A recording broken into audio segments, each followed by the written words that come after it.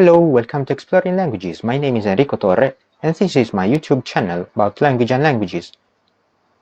This is just to let you know that should you be interested in knowing a bit more about this channel, you may have a look at the short introductory video you can find by following this link, which is also reported in the description. Now, I will leave you to the new video. Bye!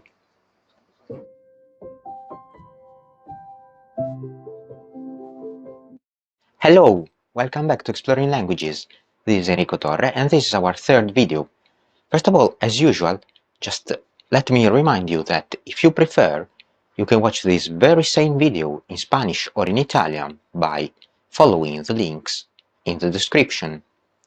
Si prefieren, pueden ver este mismo video en castellano haciendo clic en este enlace en la descrizione, o, se preferite, potete guardare questo stesso video in italiano cliccando su quest'altro link nella descrizione. This video represents the first part of a comparison between Spanish and Italian. I know.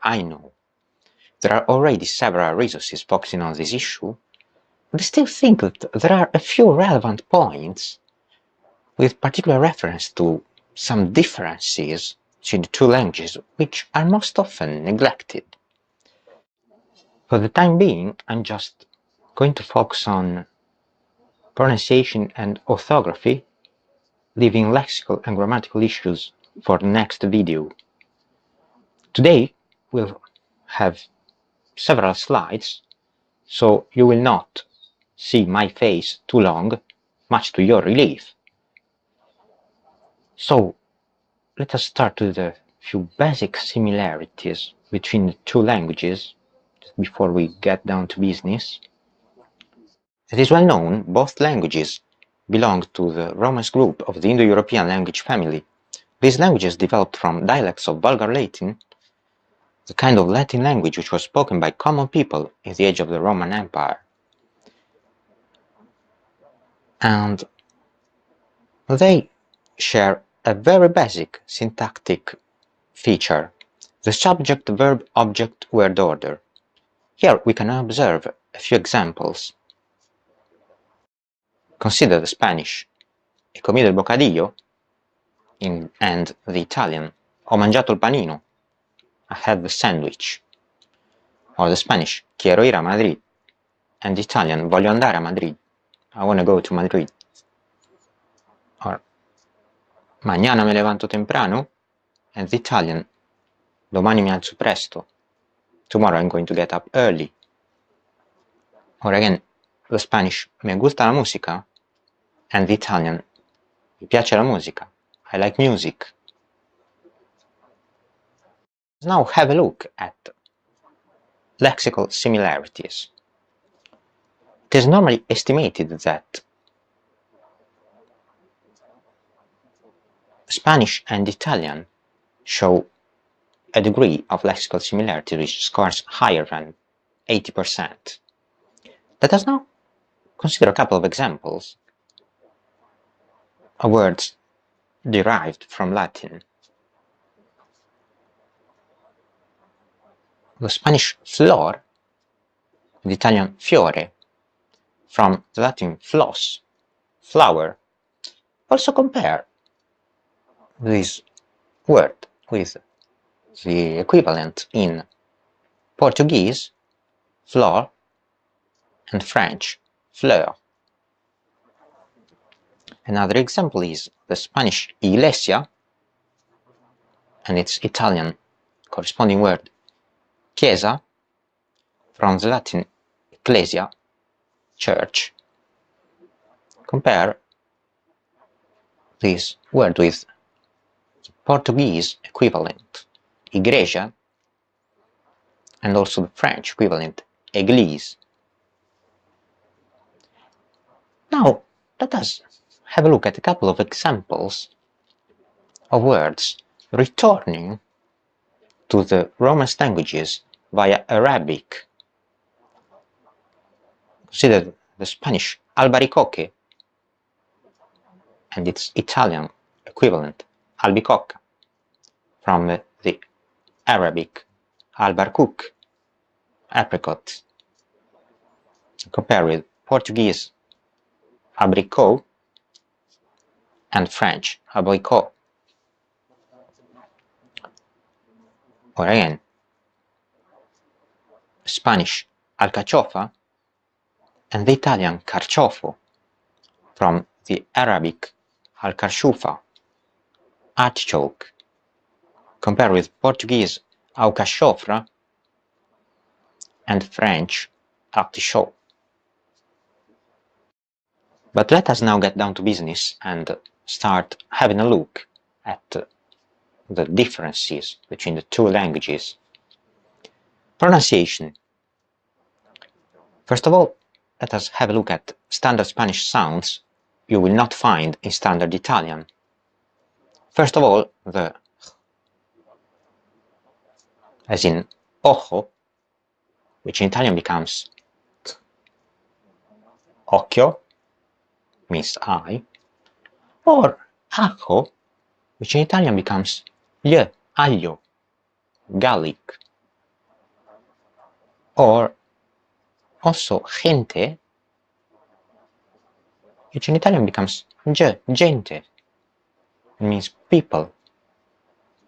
Another sound is the th,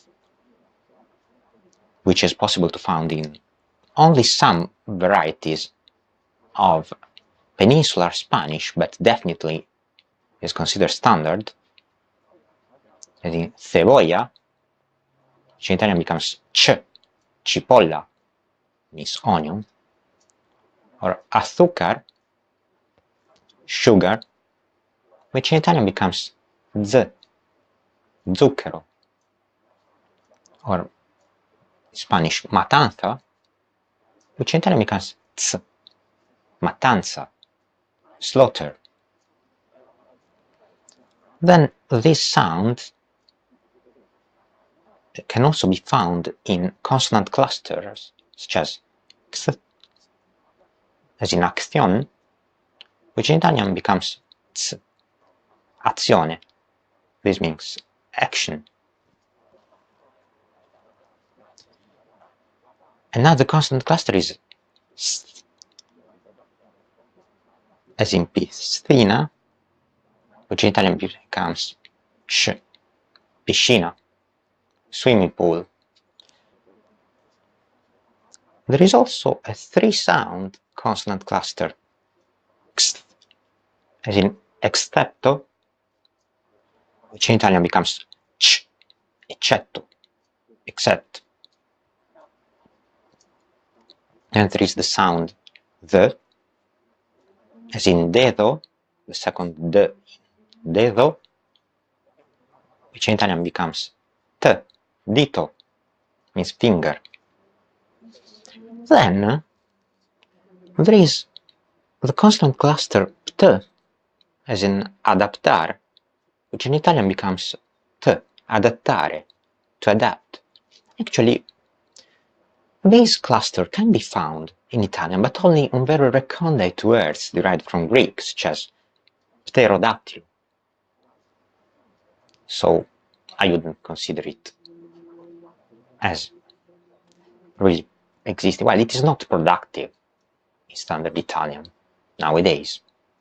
Now, let us have a look at orthography. The first major issue is that in Spanish there are no double consonants except for those in the name Carolina. But even in these cases, we have to consider that the double C spells two different sounds. It's a consonant cluster. The double R falls within the same syllable, so basically it is a single letter. The double L does the same. Double N is only found where the prefix in is added to an existing word, as in the case of the adjective innecesario, in plus necesario, unnecessary. So there are no real double consonants in Spanish.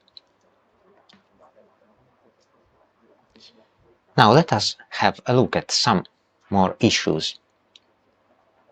Both languages, sounds k and g are spelled as c and g before the vowel sounds a.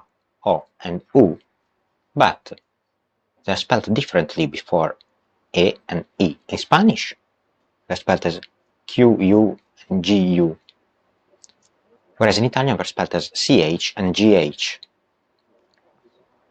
as in the word chiosco, kiosk. And Q in Spanish is spelled with a C, so it's CU, as in question, whereas in Italian it is spelled with Q, QU, questione, means matter. In Spanish, the sound U following the sound G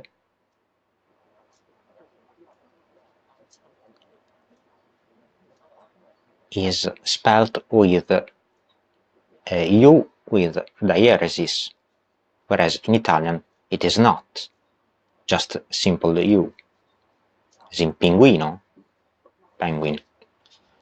Finally, the sound ch is spelled as ch in Spanish, whereas it is spelled as ci in Italian. Compare cachorro with cucciolo, puppy. Okay, I don't want to overwhelm you. I think it is better to stop here.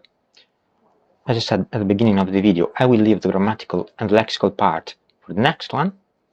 For the time being, thank you very much for watching, and as usual you can find the content of the video on my website following this link in the description, and if you want to watch this very same video in Spanish or in Italian, you can just click on the links in the description.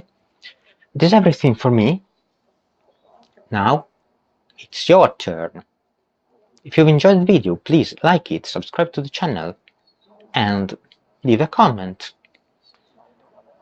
For today's question time, I would like to know if you speak either language or both, and what you make of the similarities and differences between them.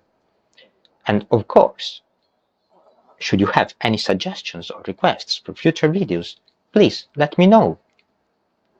Before leaving you, let me remind you to follow Exploring Languages on social media: Facebook, Twitter, Instagram, and also LinkedIn. Okay, now we will leave you for real. Have fun, have a good time, and keep exploring languages. Bye!